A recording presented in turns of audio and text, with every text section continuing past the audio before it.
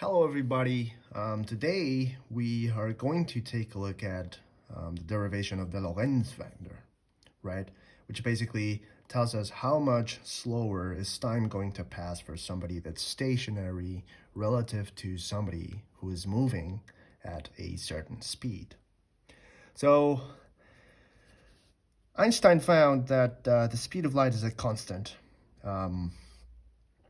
And this has a value of 299,792,458 meters per second, right? And it's independent of any frame of reference. So this means that if you are traveling at, let's say, 0.9 c in this direction, and you observe a beam of light, it is still going to be traveling at this speed. If you measure it, it will be traveling at this speed, right? Also relative to you.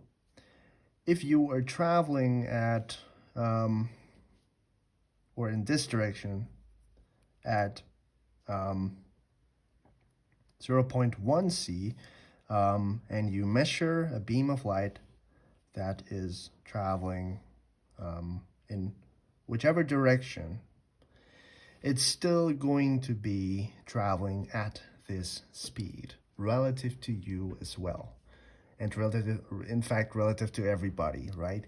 And how is this possible, right? Because we all know how actually velocity is an additive quantity, right? How is this possible? Well, it's possible because time dilates and space-time dilates, and one cannot dilate without the other, right? So the two are interdependent, right? If one changes, if time dilates, then space will also dilate. Now, in order to derive this Lorentz factor, we will consider two cases, right? The first case is for a stationary observer. So this stationary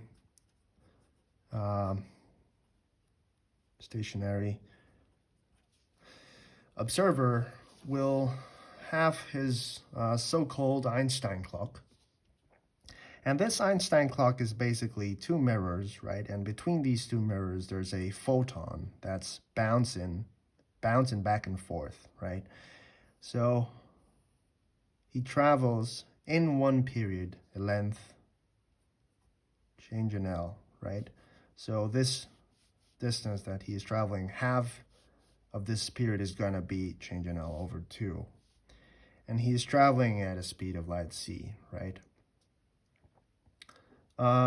This means that the time taken for a complete period will be this change in t stationary, right? Which means that the speed is going to be computed as this change in L divided by this change in Ts, right?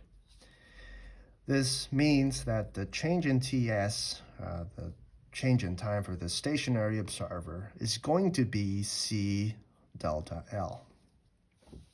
Now, for a moving observer, right, so case 2, moving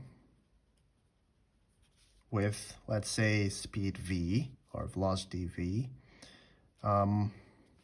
So this observer here will have his Einstein clock, but his Einstein clock moving at a speed v relative to this observer here, the stationary one.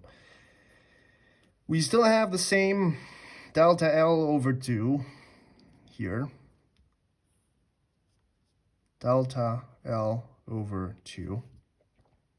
But now he is moving at a speed v, right?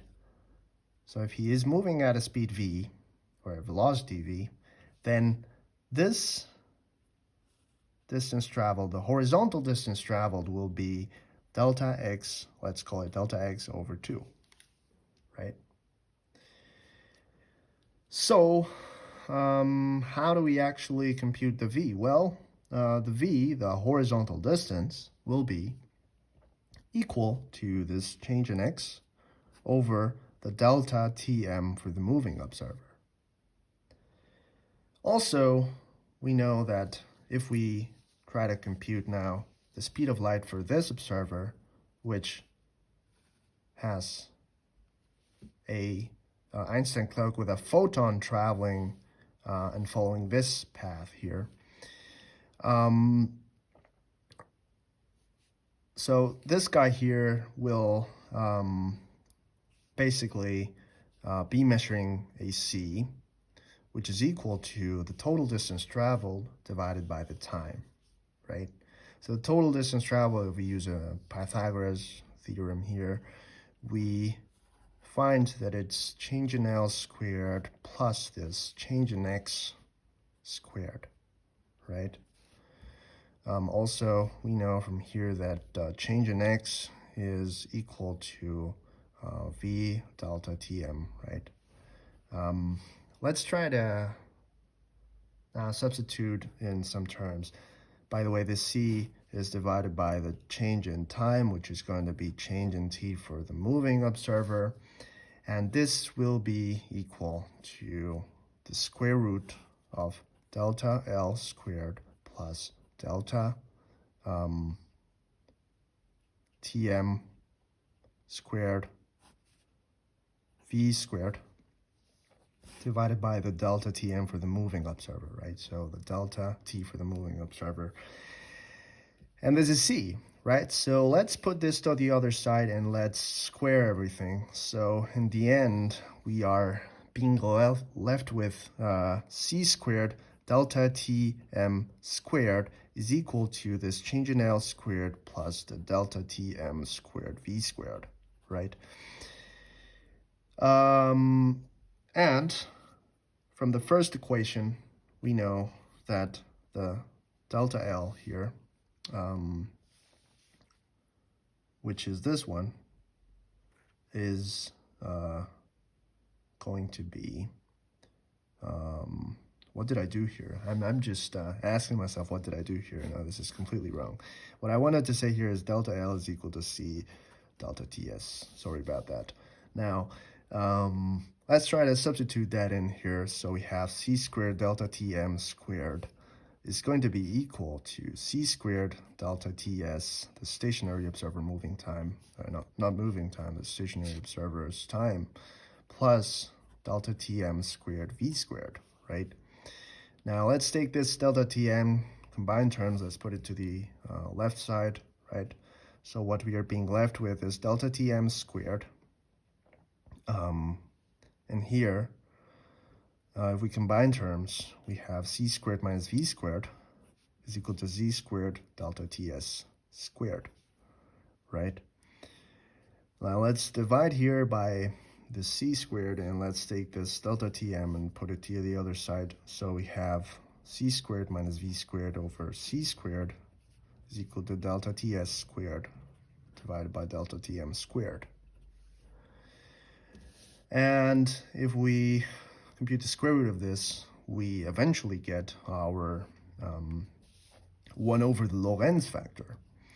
So we will get the delta Ts divided by delta Tm.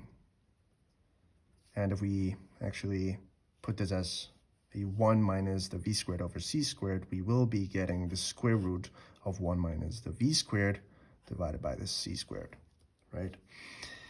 And this is the 1 over our Lorentz factor. So our Lorentz factor will in fact be equal to this 1 over the square root of 1 minus V squared over C squared.